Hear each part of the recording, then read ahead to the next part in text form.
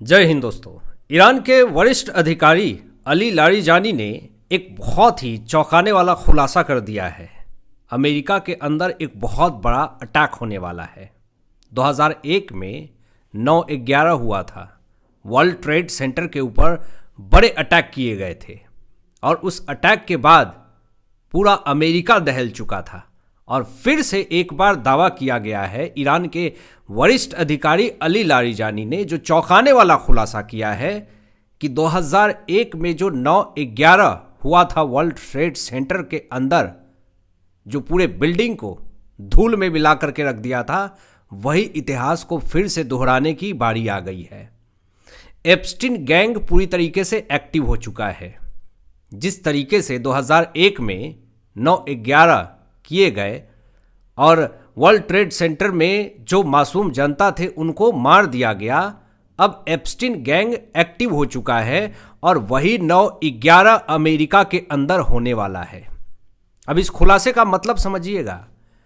Ali Larijani का इस वक्त इस सिचुएशन में इतना बड़ा खुलासा करने का मकसद सिर्फ और सिर्फ ये था कि अगर एप्स्टीन गैंग एक्टिव हो चुका है और 2001 में 9/11 हुए थे और अगर फिर से वही घटना दोहराया जाता है अमेरिका के अंदर, तो इसमें ईरान का नाम नहीं आना चाहिए।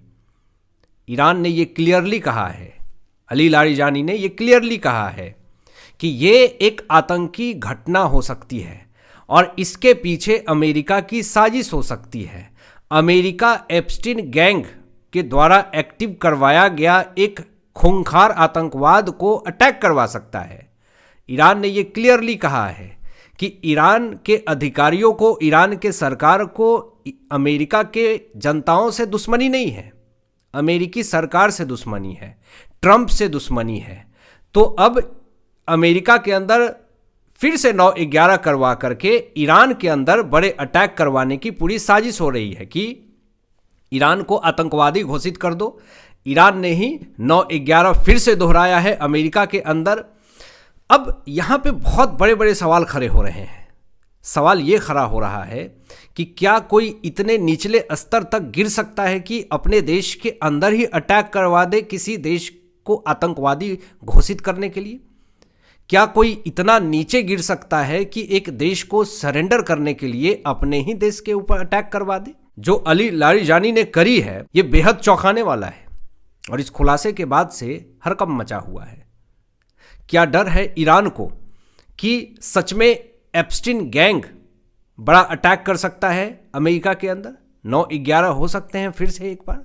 दावा तो ये भी किया जा रहा है कि एप्स्टीन फाइल में ट्रंप का नाम सामने आया था और ट्रंप को ये डर था कि एप्स्टीन केस में अगर मेरे नाम सामने आए हैं तो कहीं मेरी गिरफ्तारी ना हो जाए, क्यों ना ईरान इजराइल कॉन्फ्लिक्ट कर देता हूँ, वार कर देता हूँ।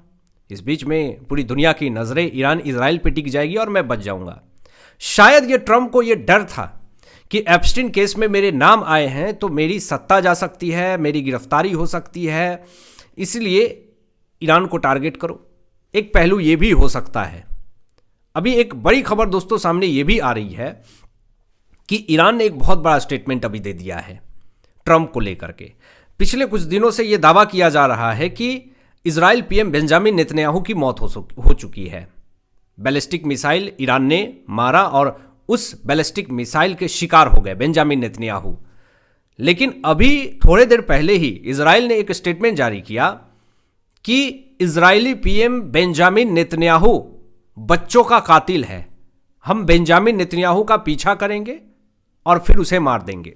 अब इस स्टेटमेंट के बाद से तो यही प्रतीक होता है कि जो ईरान की तरफ से जो वीडियो शेयर किए जा रहे थे बेंजामिन नेतन्याहू के कि हमने उनको मार दिया, कुछ एआई वीडियो फुटेज भी शेयर किए गए कि हमने बेंजामिन नेतन्याहू को बेटा को मारा। वो बेटा जो हर रोज एक्स पे अपनी पोस्ट शेयर करता था 5 दिन से साइलेंट है।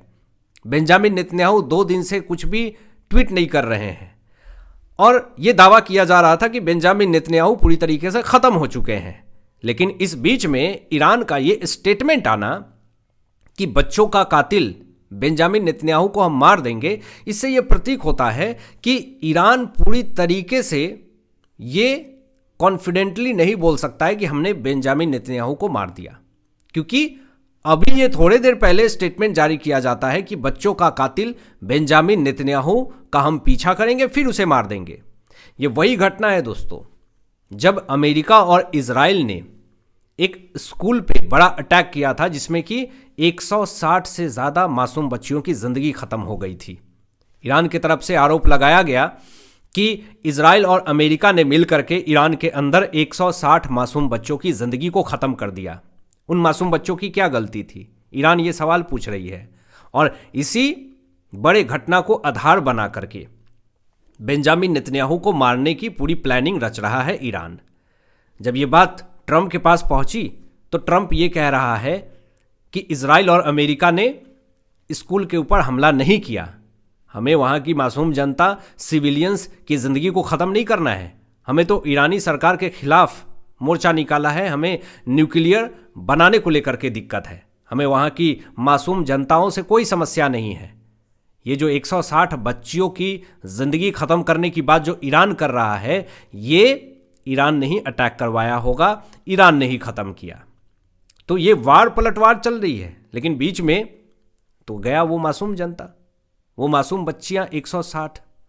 तो क्या यही चीज़ें ईरान सोच रहा है कि अब एप्स्टीन गैंग का हवाला दे करके अमेरिका के अंदर 9/11 करवाने की पूरी साजिश रच रही है? अमेरिका के अंदर 9/11 करवा देते हैं, वर्ल्ड ट्रेड सेंटर वाली जो सिचुएशन 2001 में हुई थी, और कह देंगे कि अमेरिका ने ही अटैक करवाया था। तो बिल्कुल सेम सिचुएशन है और ऐसा हो सकता है। अब इस बीच में दोस्तों एक बड़ी खबर सामने ये भी आती है कि पिछले कुछ दिनों से मुस्तफा खामेनेई अंडरग्राउंड है। यहाँ पे इजराइल ये कह रहा है कि हमने कोमा में भेज दिया, उसका चेहरा झुलस चुका है, पैर कट चुके हैं, हालत खराब है पूरी तरीके से। और ईरान ये कह रहा है कि बिल्कुल ठीक है मुस्तफा खामेनेई। लेकिन एक बड़ी खबर इसी बीच में सामने आती है कि मुस्तफा खामेनेई को इलाज के लिए रूस ले जाया जाता है और मॉस्को में ऑपरेशन जारी है, इलाज जारी है। यह सिचुएशन क्या दर्शाता है? सबसे पहले ऐसी situation Iran, Israel, America conflict के बीच में मुस्तफा खामेनेई जो सुप्रीम लीडर बनाया गया, उसके इलाज के लिए रूस को चुना गया, भरोसा जताया गया। यानी कि सबसे ज़्यादा अभी भरोसा ईरान को रूस पे है, मॉस्को पे है। इसीलिए तो ईरान का सुप्रीम लीडर मॉस्को ले जाया गया इलाज के लिए। एक पहलू यह भी सामने आ सकता है कि सिचुएशन बहुत ज़्यादा ख़राब है, स्थिति बहुत ज़्यादा ख़राब है, इसलिए मुस्तफा खामेनेई को रूस ले जाया गया, ऑपरेशन करवाया गया, मॉस्को के अंदर इलाज जारी है।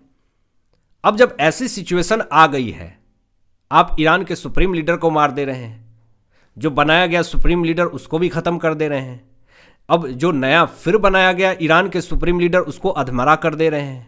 तो क्या ईरान ने पूरी तरीके से ठान लिया है कि अब इजरायली पीएम बेंजामिन नेतन्याहू को पूरी तरीके से ख़त्म कर देना है? क्योंकि अब जब सुप्रीम लीडर को ही आपने मार दिया तो हम इजरायली पीएम को मार देंगे। लेकिन इससे क्या आपको लगता है कि इजरायली पीएम को अगर ईरान मार देगा तो सिचुएशन कंट्रोल हो जाएगा? बिल्कुल नहीं, सिचुएशन और ज़्यादा आउट ऑफ कंट्रोल हो जाएगा, जिसको रोकना किसी के बस की बात नहीं होगी। और अमेरिका हमेशा मीडिएटर का काम करता है। ट्रंप मीडिएटर है यहाँ पे, वो तो सेल्स एंड सर्विस कर रहा है, ब्रोकर है, इसी बीच में अपने डिफेंस पावर को भी बेच रहा है। देखिए, सबसे बड़ी लॉजिक यहाँ पे ये थी कि ट्रंप बीच में तो आया है, भले सऊदी अरब के दबाव में आया हो या फिर इजराइल के दबाव में आया हो। मैं आपको पीछे की एक स्टोरी बताता हूँ कि इसमें क्या हुआ होगा। देखिए, यहाँ पे इजराइल से मिल करके अमेरिका ने अटैक किया ईरान के ऊपर। लॉजिक समझिएगा, यही चीज़ें वेनेजुएला के अंदर मादुरो को गिरफ्तार करके अमेरिका ने किया और वहाँ के सारे खनिज पदार्थ को अपने कब्जे में लिया, रेजिम चेंज किया। अभी यहाँ पे ट्रंप ये भी कोशिश कर सकता है कि इजराइल के साथ मिलकर के ईरान के अंदर अटैक करते हैं, रेजिम चेंज करवाते हैं और अपनी पूरी सत्ता वहाँ पे स्थापित करते हैं और वहाँ का जितना खनिज पदार्थ है, जो भी ऑयल है, सब अपने कब्जे में लेते हैं। ये एक बड़ी साजिश हो सकती है, न्यूक्लियर बहाना है। जिस तरीके से मादुरो को गिरफ्तार किया था कि ये ड्रग्स तस्करी करवा रहा है, और जब गिरफ्तार किया उसके बाद ड्रग्स तस्करी भूल गया, ये वहाँ के खनिज पदार्थों पे बात करने लगा। तो क्या यही लॉजिक हो सकती है ट्रंप की? और यहाँ पे साफ तौर पे ईरान ये कह रहा है कि खून बहे तो बहे, पूरा खून बहा देंगे, लेकिन सरेंडर नहीं करेंगे। ईरान ने पूरी तरीके से ठान लिया है कि चाहे कुछ भी हो जाए सरेंडर नहीं करेंगे।